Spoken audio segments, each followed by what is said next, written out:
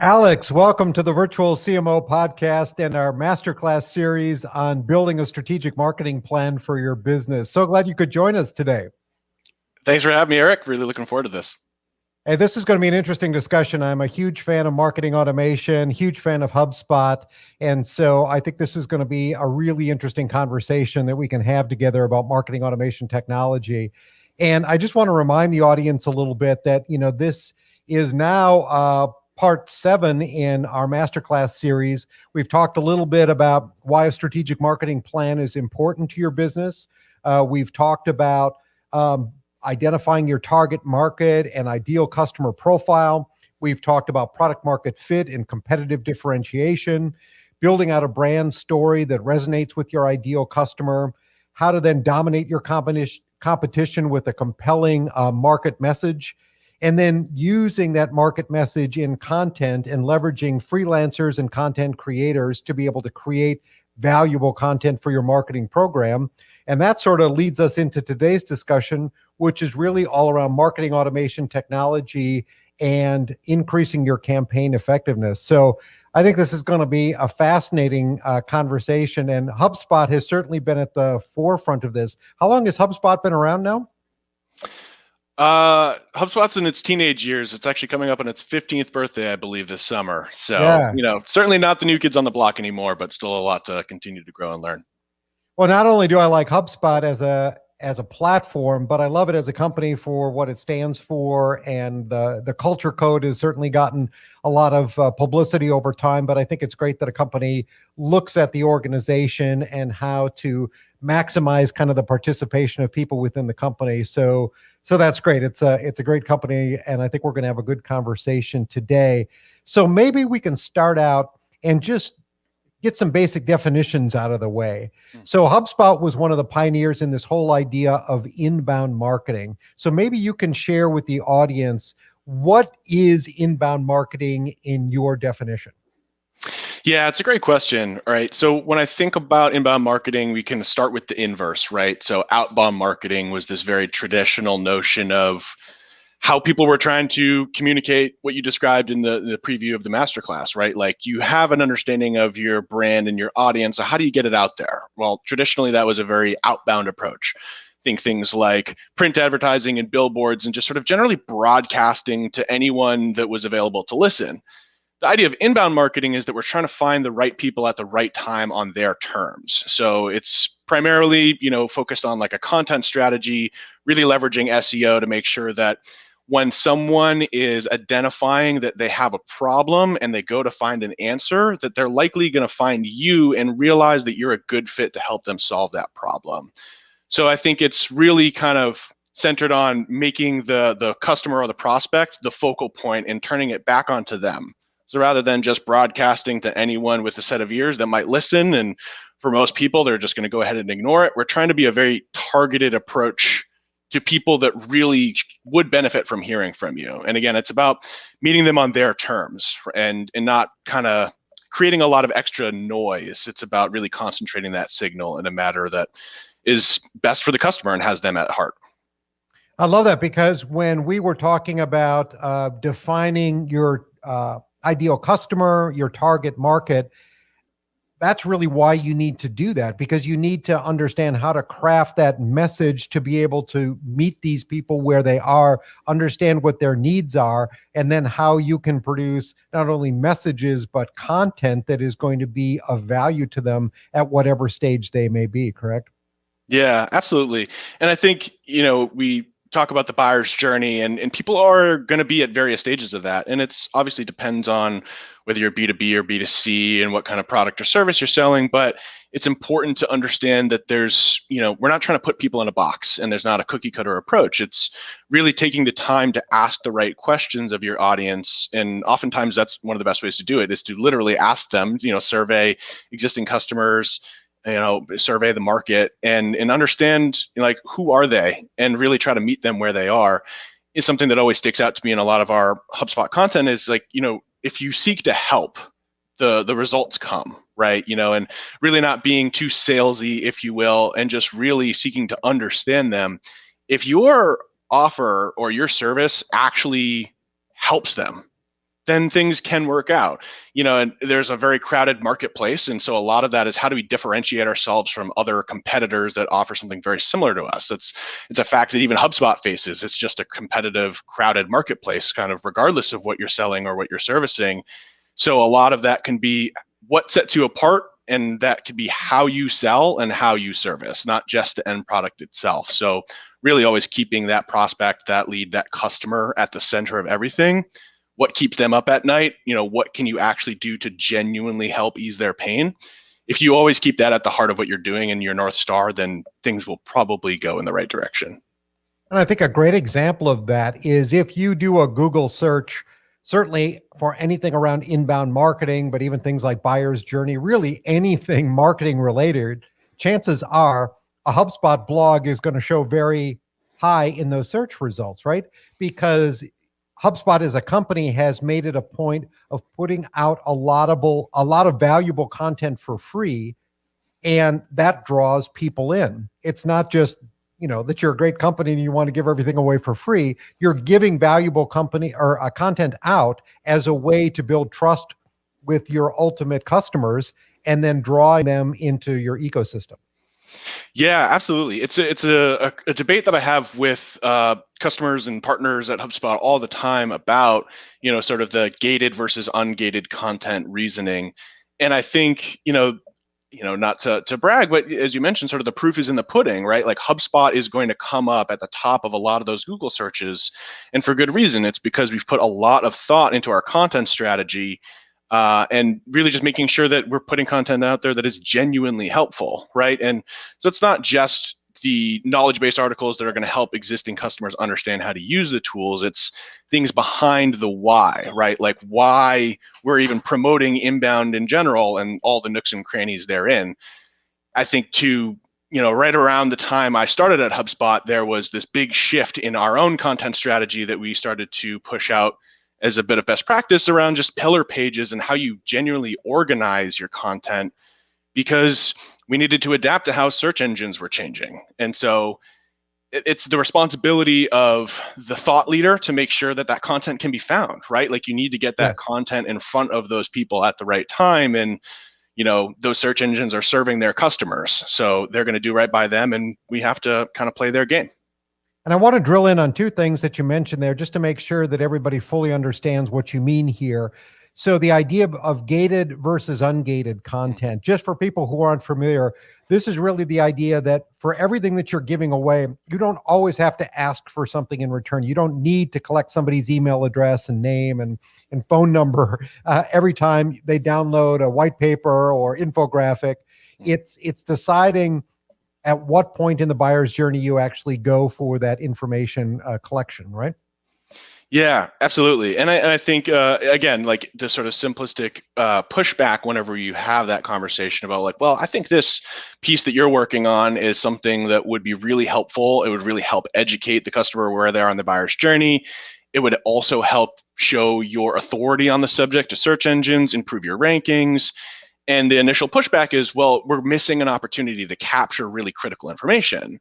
And that, is true in a sort of black and white approach to it. But think about the fact that it helps you build that authority so that a little bit further down the line, when someone does ultimately fill out that form, they're probably more qualified because of their familiarity with your authority and your subject matter expertise. So it's a little bit of a push and pull. And I think, as you mentioned, the critical thing is it's about where in the buyer's journey you choose to do that and what that content is. It's like any other part of a marketing strategy. There's nuance. It's not like we should be ungating everything or gating everything, but in general, usually the truth is somewhere in the middle. It's a mixture of both, right? Like, where does it make sense to ask for proportionate information in a form so that someone gets content that is commensurately helpful for what they're providing you, versus, I think this is something that our audience just should know about, and we're going to make it publicly available and not hide it behind a gate and just kind of do the right thing to help educate the audience. I didn't load it up here today as part of the live stream, but it will be in the show notes for this episode.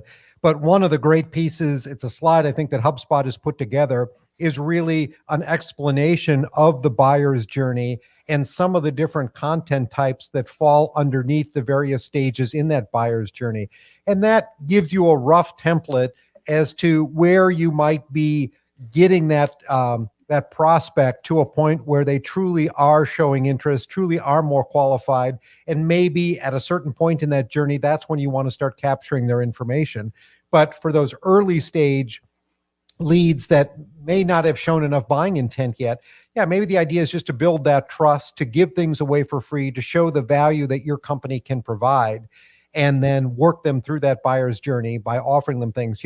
I get emails all the time from HubSpot with various blogs that are produced, and it's great content. And to me, over time, that has created a real value. That's one of the first places that I go when I'm looking for information or research or trends.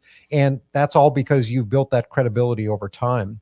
The other thing I wanted to drill down into that you mentioned before is this idea of pillar pages. So I think, when people look at their website and how their website is organized,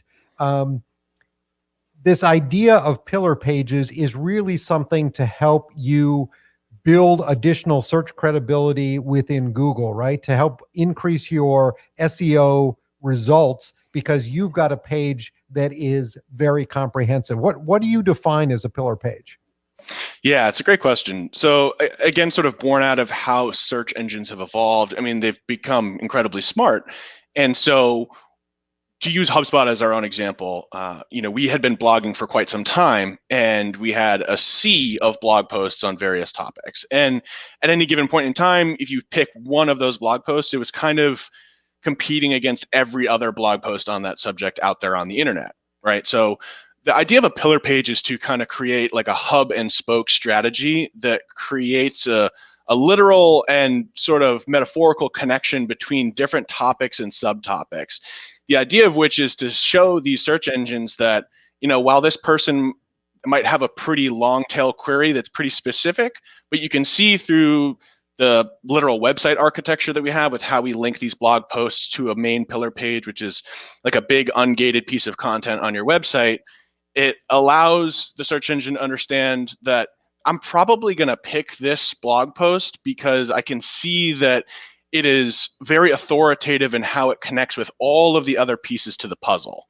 So, if we use inbound marketing as an example, maybe you have a pillar page on like what is inbound marketing or inbound marketing 101, and that's supported by a series of content pieces, these blog posts on those various topics. So we go into social media marketing, we go into paid advertising and marketing automation, and it makes sure that the internet and these search engines understand that it's not just this one topic trying to fight the keyword battle on its own.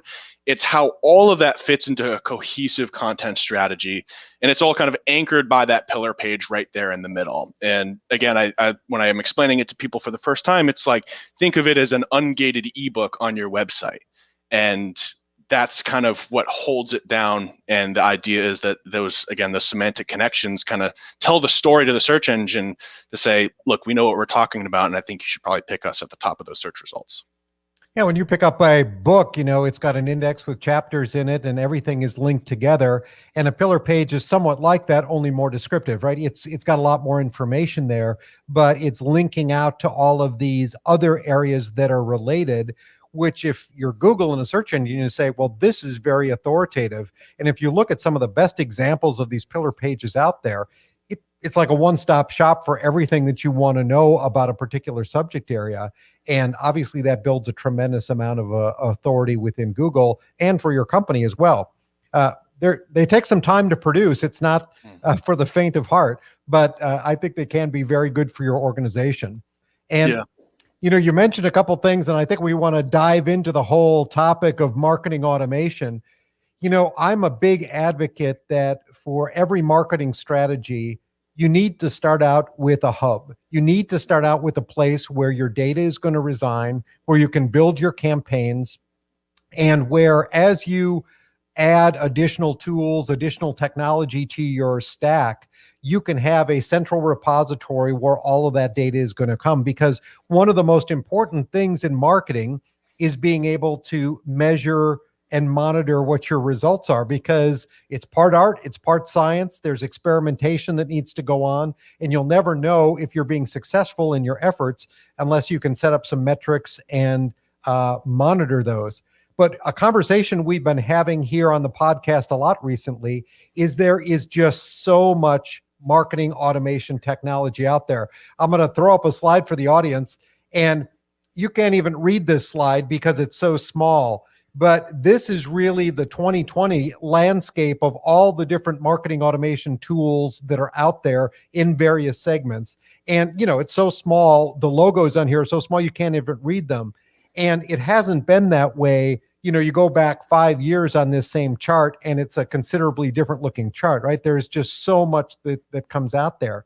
So to break that apart a little bit, when you first start engaging with clients who don't have a marketing automation hub, who don't have that main platform to build their marketing strategy on top of, what do you tell them? I mean, why is a platform like a HubSpot important as that ultimate hub for your marketing data? Yeah, and I think the term hub obviously is something that resonates with us here at HubSpot, right? Sure. And as you mentioned, it's really critical to have that single source of truth, right? And so it's something that still surprises me to this day that there are a number of companies that I'll come across that are still living in Excel spreadsheets. And now, don't get me wrong, I certainly have plenty of things that I do that really help me with Excel spreadsheets, but leveraging a tool like a HubSpot to do a little bit more of that work for you than just store that data and run some basic formulas, it becomes a source of truth that helps you execute your marketing strategy. So the tools are kind of part of that science, as you mentioned, if you will, and then obviously the human strategy is going to be a part of it. But to your question about like, where do you start? It's oftentimes in my job, I joke 90% of my job is asking people why, right? Mm-hmm. And so why have you been doing things a certain way? How has that been going? Tell me a little bit about your buyer's journey, and you start to uncover these incredibly manual processes, right? And you start to see where the leaks are in the bucket. And particularly for the SMBs that have been the focus of HubSpot for so long, it's so critical in those early stages if you want to get to a point of scaling that you really plug those holes and think about scale, right? And so if you think about that linear growth when you're starting out and you maybe only have a couple dozen customers, you can kind of get away with doing a lot of things by hand and saying, I remember I need to follow up with Mark because he downloaded that offer last week and I think he's going to be a great fit for us, so I'm going to follow up personally. And it's not to say that there's any problem with personal follow-up, but if you really want to scale your business, you're going to go from a couple dozen to a couple hundred to a couple thousand customers. And the automation engine, that hub at the beginning and at the center of what you're doing, is ultimately going to allow you to have that architecture so you can scale your business. And there's a lot of different things it can do, but the first thing I think, as you mentioned, as we've talked about before, is just like getting the data right is always so important. I think we've all been on the receiving end of those emails that either just have the wrong information about you or seem like they were not meant for you. And that's a big facepalm for a lot of those companies. So it's about getting those things right, having that customer experience be thoughtful and precise at scale. And a tool like HubSpot and many other of the ones in the Where's Waldo chart you just showed are going to be able to help you do that. And certainly, HubSpot's not the only tool that can do that as well. Yeah, I think when I deal with a lot of the clients that I work with, it's not unusual to go in and see that maybe on the sales side, they're using a Microsoft Dynamics or a Salesforce. And then on the marketing side, they've got their MailChimp or Constant Contact to send out some emails. Maybe they're using Buffer to do some social media posts. Maybe they're going in and creating some ads in Facebook directly. But everything is disconnected. There are separate lists over here. For one thing, if somebody responds to a Facebook ad, then maybe it's a manual process of turning that over to sales. There's no real tracking to see what works and what's effective. It's a lot of data in a lot of different places, but it kind of prevents you from having that single view of the customer. And so I guess, HubSpot is a pretty broad platform growing every year, but it's a marketing automation tool. It's a CRM. It's a service platform. It's a web hosting, a content management system. How would you sort of describe it to people? What's the difference between a HubSpot as a platform and all of those tools that are separate? Yeah, it's a great question. I think at the time when I started at HubSpot, I started to really see the shift in how we were thinking about that and talking about that. And the term ecosystem comes up all the time for us. And so, there are plenty of customers that I talk to where, as you mentioned, we have various hubs for at this point where some businesses can kind of get all that they need on HubSpot, and that's great. And what a lovely story for us that is. But the reality is there are a lot of other tools out there that people have preferences for and solve specific needs that we might not yet solve. And I think one of the strengths of HubSpot is that it's really become an open platform. So, we will often talk about all in one versus all on one. So maybe HubSpot doesn't have everything inside of it that you need, but we want HubSpot to be a platform that allows you to integrate, and so that you have everything you need on one platform, and so maybe that's integrating MailChimp or integrating Salesforce or Aircall or anything that you can possibly imagine. Our app marketplace has grown at some point in 2020, reached the 500 plus native integration mark. And so we have really leaned in this idea that we care more about your data integrity than you purchasing every HubSpot product.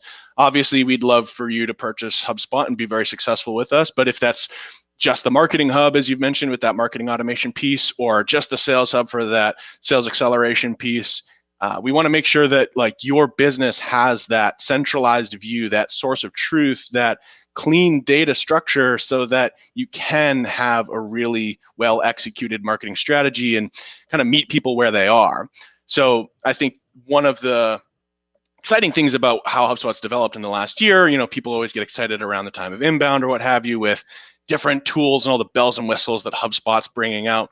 But for me, some of the most exciting stuff is the APIs that we continue to develop and the ability to continue to be even more connected with the rest of these tools that are out there.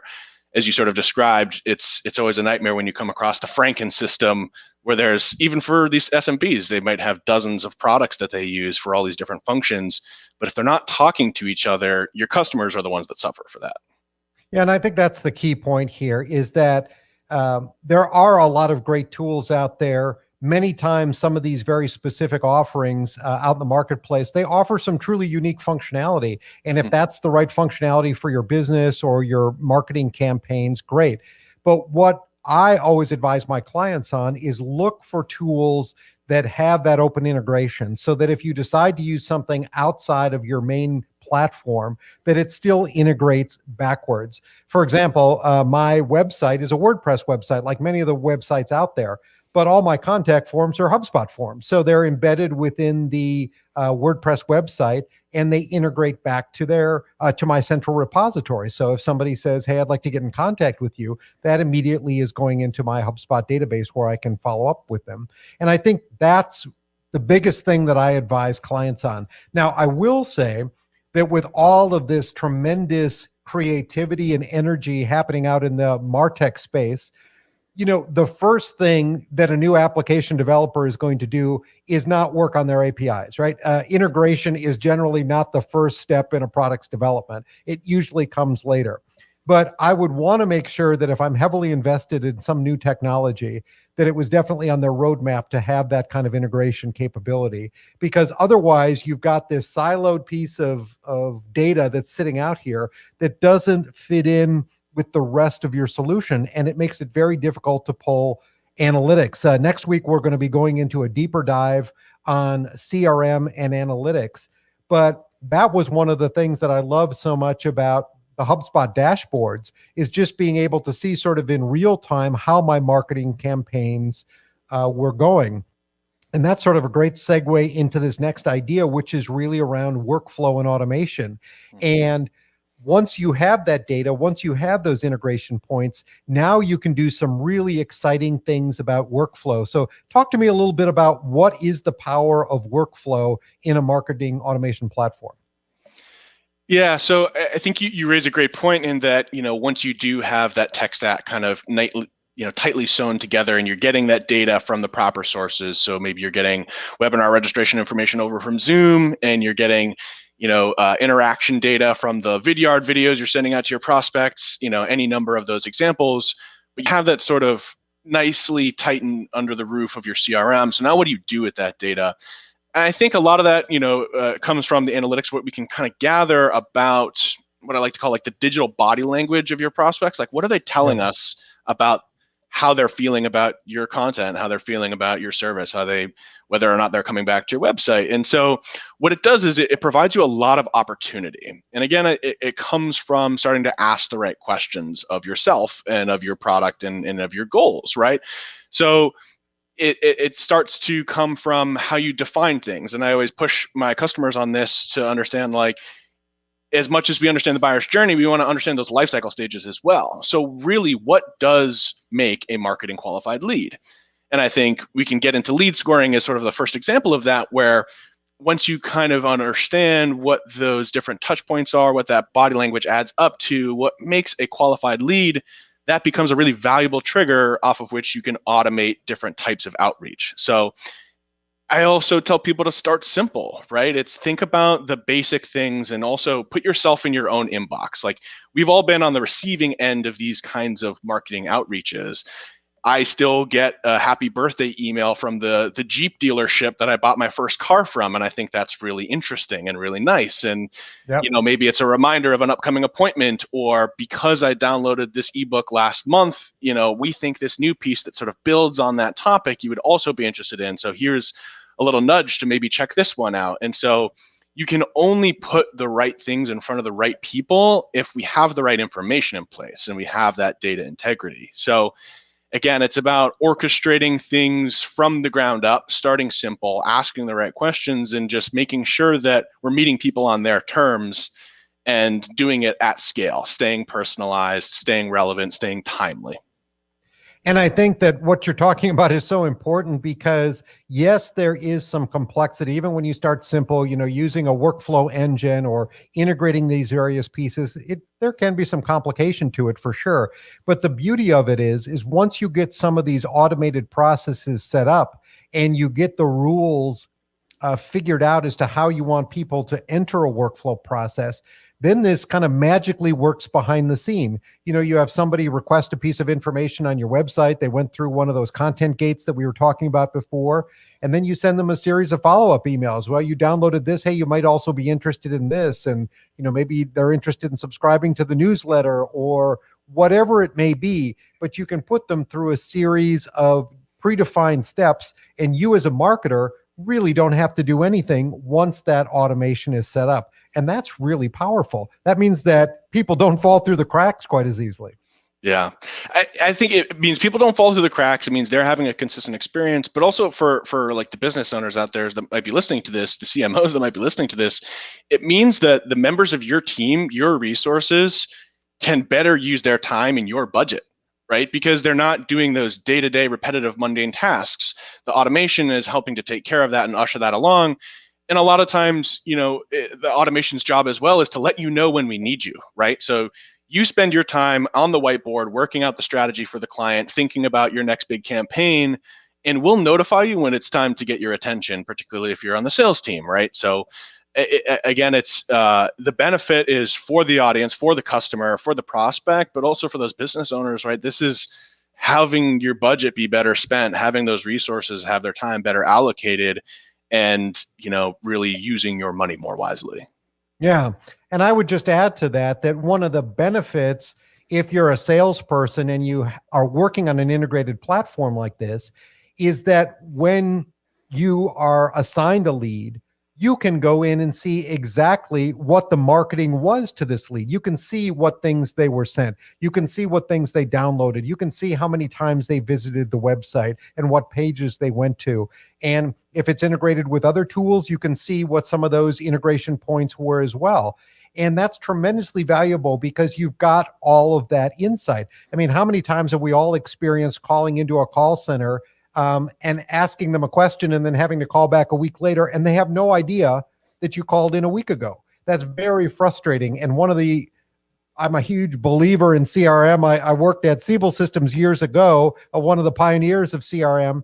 And it was that having all that information, one view of the customer, is so incredibly important. And now what you really have is the ability to have all that marketing data really before they became a customer as well. And that is so helpful to salespeople. Yeah, absolutely. I mean, one of my favorite examples of sort of that aha moment that you get to enjoy when you work in customer success is, I had a customer I was working with that integrated HubSpot with Salesforce, like so many of our customers do. Again, to our previous point, like really taking advantage of two of the players in that very crowded marketplace and getting the best of both. And when they were fully set up on the integration, one of the last steps was to get sort of the HubSpot intelligence module added to the Salesforce dashboard. Yep. And I was sitting in on a Zoom meeting, sort of finalizing those touches, taking that live with them. And it was sort of the first time that the sales reps got to see that. And they were like, oh my gosh, like I don't have to go anywhere. I can stay in my tool that I know and love so well. But now I'm getting more information I didn't have before. I know where to start the conversation. I know what they were opening recently. I know what they were looking at. And I know that they visited our pricing page the other day. So it gives you that sort of translated body language in the right place in an integrated system like that. It's going to put the information where you need it for your team to be most effective. So I always love those moments when there's sort of the light bulb goes off and they're like, look, this is what some people think is sort of the unsexy part of like getting your data in the right place and data hygiene and integrations and APIs. But the outcome is that your sales team gets the ammunition they need to, take advantage of those at-bats that they get. Well, and it's important to recognize too that prospects don't always raise their hand, right? Sometimes it's a little bit more stealth. Maybe you've sent them something, or maybe you sent them a proposal, or they downloaded something from the website, but they've had no more interaction with you since then. And you don't know whether they've just gone dark or not. But if you have these tools, these kinds of platforms, you can see, oh yeah, the last 3 days they've been on the website, and oh, they keep going back to this one product page. You get some intelligence about what they're doing. And if you're in an organization that doesn't have a platform and is doing things manually, you're missing out on a lot of buying cues, a lot of buying intent signals, because there are a lot of things where people are just not going to raise their hand. In fact, with all this communication that's going out, all this noise, people are more and more reluctant to raise their hand. So you have to look for some of these kind of nonverbal cues, if you will. Yeah. I mean, one of my favorite pieces, just to bring back to the automation, because there's automation can be simple and elegant. In HubSpot, we have a lead revisit notification. So that's exact scenario where someone filled out that form and then they kind of went quiet. And maybe it's because it wasn't what they were looking for, or maybe it's because their direct report or their manager just told them we don't have the budget until next quarter. So then next quarter, they come back around and they've now revisited your website, and you want to get that notification so you can prioritize that outreach. And so little bits of automation can help all over the place. And I think just to bring it back to the marketing conversation, right? When you think about all of the hard work that goes into planning a cohesive campaign, like all of those elements that can go into that, the automation can be kind of touching every part of that. It's the scheduling of the social media posts in advance. It's the queuing up of those nurture emails in advance. It's those internal, almost admin pieces to sort of say, when someone does do this action, notify the sales rep and make sure you pick up the phone. So there are a lot of different places where you can start to apply that force multiplier to really speed up the process and help you do it at scale. One of the things that I think we're leading into as well is, for years we've talked about this whole idea of funnels, of sales and marketing funnels, of getting, people, a broad group of leads down to a very small group of buyer-ready leads. And that sort of evolved. Especially HubSpot has been pushing this new idea of sort of a flywheel. And I was hoping that you could just take a minute to explain what that means, because I think this is really important when you start thinking about the buyer's journey. And it's not a destination, if you will. Once they make a sale, the buyer's journey isn't over. It's this continuous process. Talk to me a little bit about this flywheel. Yeah. So ever since our co-founder Brian Halligan went up on that inbound stage with this big goofy flywheel and started talking about the end of the funnel and the beginning of the flywheel, it's been really interesting to see how people kind of sit with that message. And I think fundamentally, as you sort of pointed out, our older notion of a funnel was that the customer is the output and sort of mission accomplished, right? We've put all our marketing and sales efforts into narrowing down this pool of leads and getting them to the point where we capture some customers and retain some revenue. Like, isn't that great? But the idea of the flywheel is, again, sort of this hub and spoke model brought back to life, where at the center is your CRM, where those customers will now live. But on each side of the spokes are how your marketing influences that, how your sales influences that, and just as importantly, how your service function influences that. So when they become a customer, the journey is far from over, right? It's in a lot of ways just beginning. How do we continue to ensure that they remain a customer for those folks that have a recurring revenue model? We all have seen those studies that show that retaining existing customers is a lot cheaper than getting new ones. So especially thinking back to this past year where a lot of businesses were really affected by what was going on in the health community and with the economy, retaining customers almost became the new form of sales. So with a flywheel, we think about how those three major pieces of your organization, your marketing, your sales, and your service, help each other and help the whole organization spin faster, right? And so if we think about the spinning as sort of this acceleration and this growth, it's about a cohesive strategy and interdepartmental cooperation that all helps to reduce the friction for those leads, those prospects, those customers, those recurring customers. And it really sort of turns the funnel inward, I think, right? So like the funnel's not gone, right? We still have some of those principles where we start with a broader audience and we try to qualify those leads. We start with that list of prospects and we try to qualify and close those prospects. But it's just the conversation isn't over once they become a customer. It's really just beginning, and it's about how we all work together to keep that thing spinning. And I think for me, at least, the importance of this idea behind the flywheel is if you're in an organization today where you pass your leads off to sales and then, you're sort of done with it, you're missing the whole point, because if that lead then becomes a customer, now what? Marketing has been disconnected from that lead altogether. You're no longer part of potentially upselling them to other products and services, to checking in with them, to continuing to build the value in your company and the trust in your brand. It's two separate organizations doing two separate things. And I think the idea of the flywheel is so great because it's this continuum. It just, everything is interconnected and working together. And that's what platforms like a HubSpot can really facilitate, is keeping all of these interactions, both before the sale, during the sale, and after the sale, all working together. Yeah, absolutely. And I think you hit the nail on the head too, to what we were kind of talking about earlier, is it's, in that world where the marketer sort of says, mission accomplished, I held up my end of the bargain, I handed you X number of MQLs per month.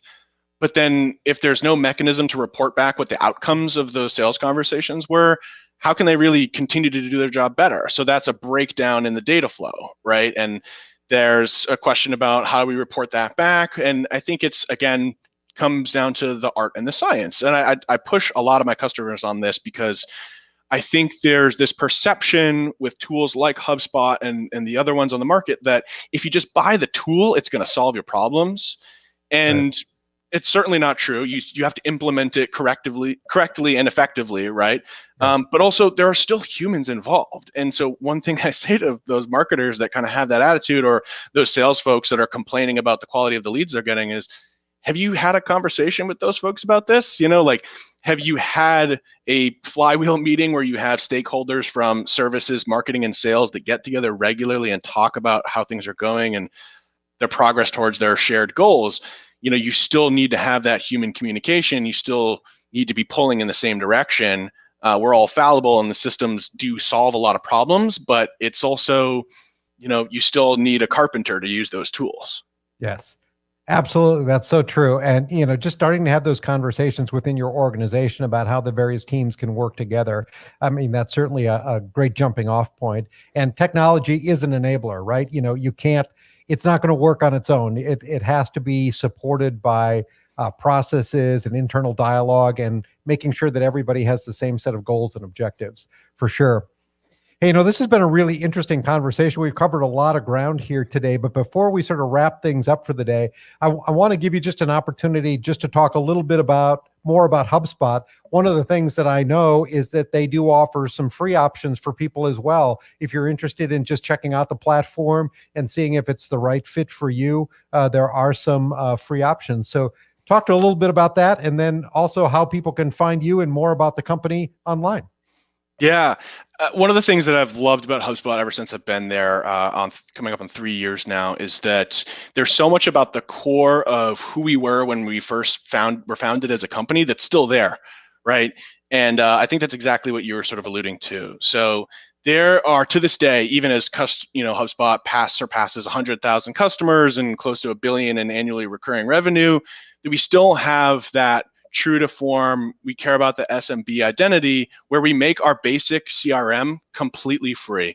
And it's not like one of those offers where it's a free trial that they don't really tell you and it's in the fine print, and then all of a sudden it does require a credit card. There are customers that are on HubSpot and have been on HubSpot for years and still just use the free CRM. So we really do believe in that growth from where you are, that freemium model where maybe that's all you need right now. And then as you grow and as your business scales, we have tools at the starter, the professional, and even the enterprise level. So the idea that we wanted to remain true to the SMB will always be there. But I think the big mission of the last year and the next few years is to continue to be the company that scales with you, right? As you showed with that graphic, there are so many options out there, and we're painfully aware of that. And a lot of our best customers are also using those tools and integrated all the prior points to our previous conversation. But we want to make HubSpot the tool that is a constant with you, that grows with you and continues to meet your needs as your business continues to grow and scale. So I think that is kind of at the core of our ethos and what we want to continue to do moving forward. We're going to continue to innovate and build from the ground up. I think there's also a traditional track record of a lot of companies where we see mergers and acquisitions and sort of stacking on and creating these Franken systems. One thing I'm most proud of at HubSpot is that our product team is incredibly dedicated to building things from scratch and really putting a lot of thought into how we build the tools with the customer in mind so that it's easy to use, but also deeply, deeply powerful. And so, there's never a bad time to start. It's always a good place to go to get something for free and give it a try. Like I said, for all those folks that might be living in their inbox and Excel spreadsheets, starting with a CRM can make all the difference in the world. And if HubSpot works for you, then that's great. And we're excited to welcome you to the family. But I think with all the choices out there, we understand that HubSpot should hopefully be one that you consider. No, I think that's great. And I'll definitely have some links in the show notes as to where people can go to take advantage of those offers. Where can people find out more about you online? So surprisingly enough, for someone who works for a technology company, I'm not super active on social media, but you can find me on LinkedIn. And that's where I like to spend a lot of my time. I think one of the things I enjoy most about working at HubSpot is I get to interact with so many of our solutions partners and customers. There's a very vibrant community there on LinkedIn, so I would definitely recommend reaching out to me there. You can find me, Alex Desnoyers, on LinkedIn, and I'd love to connect and start the conversation. Hey, that's great, Alex. I really do appreciate you spending some time with us here today. Obviously, you can tell from my questions that I'm a huge believer not only in marketing automation, but love HubSpot as a tool. I've been using it for years and have been very happy with it. Love the mission of the company as well, which is also really important to me. So I will make sure that we share all of this in the show notes, as well as that graphic we were talking around the buyer's journey, because I think HubSpot produces a lot of really great content. So thanks for your time today. Really appreciate it. Hope this has been valuable to our audience as we continue on our Masterclass series. So thank you again. Thanks so much for having me. It's a lot of fun. Great.